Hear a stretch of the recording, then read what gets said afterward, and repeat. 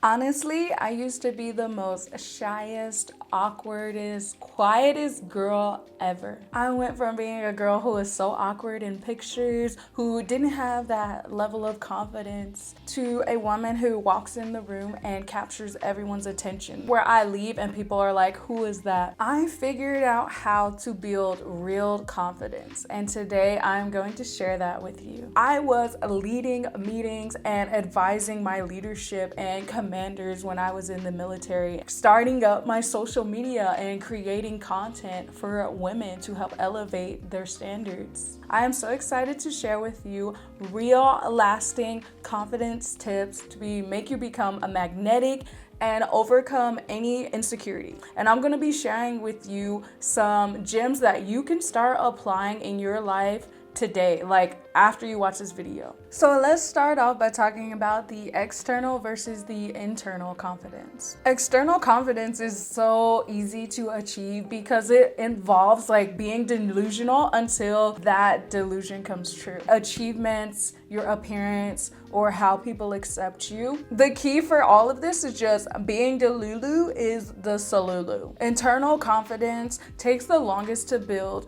but it's all about your self-worth, knowing your worth beyond what you experience in your circumstances or in your environment. Being able to trust yourself, trust whatever you believe in, that things are working out for you and for your highest good. It's like building a strong house where you trust yourself and you have external achievements and success, validation from outside sources. It creates a strong foundation versus having roasting sessions in your head, putting yourself down out loud. And that is a house of confidence that is built on shaky, unstable ground. The truth behind affirmation. So just saying I am confident, I am beautiful in the mirror is not enough. It is good for the repetition, and the tips that I'm going to share with you, they really will be able to reframe your confidence. But the key is aligning those affirmations with evidence and then actions. So everything that you're doing, there's intent behind it. So maybe instead of listening to somebody else say affirmations to you, why don't you say them to yourself?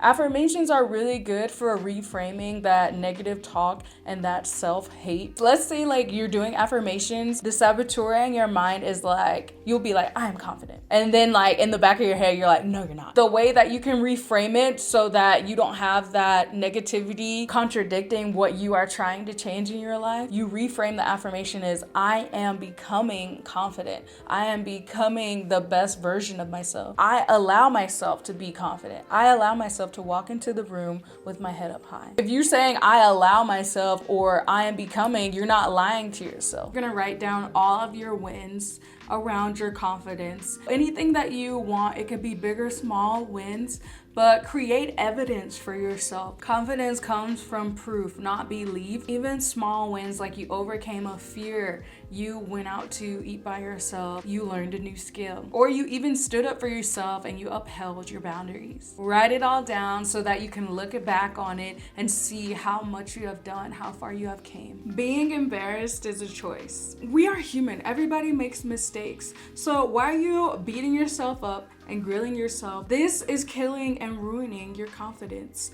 So I want you to adopt the okay next theory. What's the next thing that we're going to focus on? Everybody else is so absorbed in themselves, they're not gonna worry about the mistake that you made. And here's the secret. Nobody is thinking about you as much as you think they are. Just reframe those embarrassing moments as something like a funny memory or just a lesson that you learned. Like me recording myself in public for content. Like the first time I did it, it felt a little cringe. Like, oh my gosh, what are people gonna say about me? I don't want people watching me while I film my videos. Honestly, I had to tell myself that I don't care about what these people think and I most likely will never see them again. So their opinion that might not even be factual, it doesn't even matter. I'm over here working myself up about a made up opinion. That just sounds so crazy. There's so much power in being authentic. In today's world, people are so caught up into fitting in,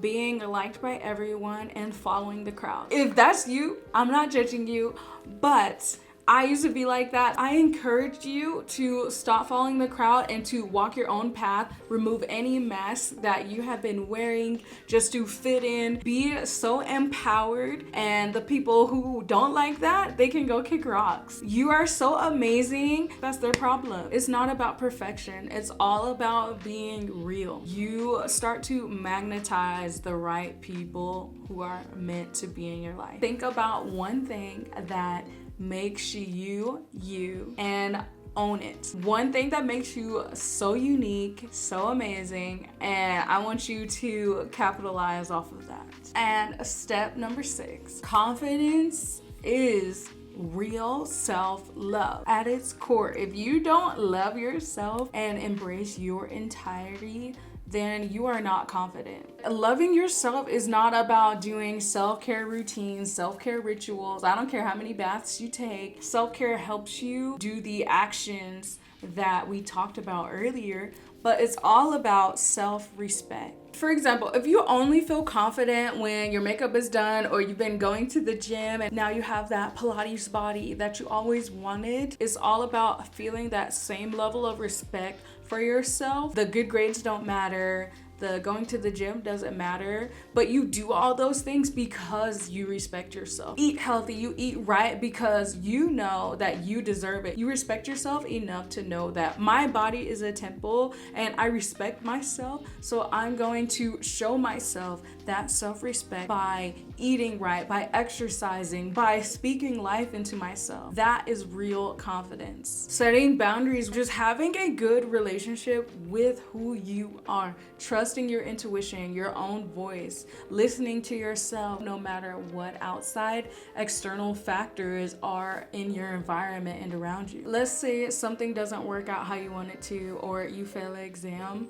Don't let that consume you. Also respecting yourself to know that, okay, this was just a lesson for me to become better. I am still allowing myself to be confident, and I'm not going to grill myself and just like throw away all the work that I've been doing. Loving and respecting yourself no matter what. Number 7, you need to go back and have a conversation with your inner child, your younger self. Right now, I want you to close your eyes and visualize you sitting with the younger version of yourself. Think about how far you have come and tell yourself how proud you are of what you have accomplished, what you have done, and how you are working on yourself and becoming confident. Tell yourself that you are enough and thank the child for bringing you to where you are today. Stop and reflect on everything that you have done, how great you are, all of the obstacles that you have overcome, the adversity that you have transformed into lessons and wins. You need to stop thinking about the finish line and the end result and start looking back on the things that you have accomplished, everything that you're grateful for, the small wins, all the things that you have overcame. You didn't get your dream job, or you haven't found the love of your life yet.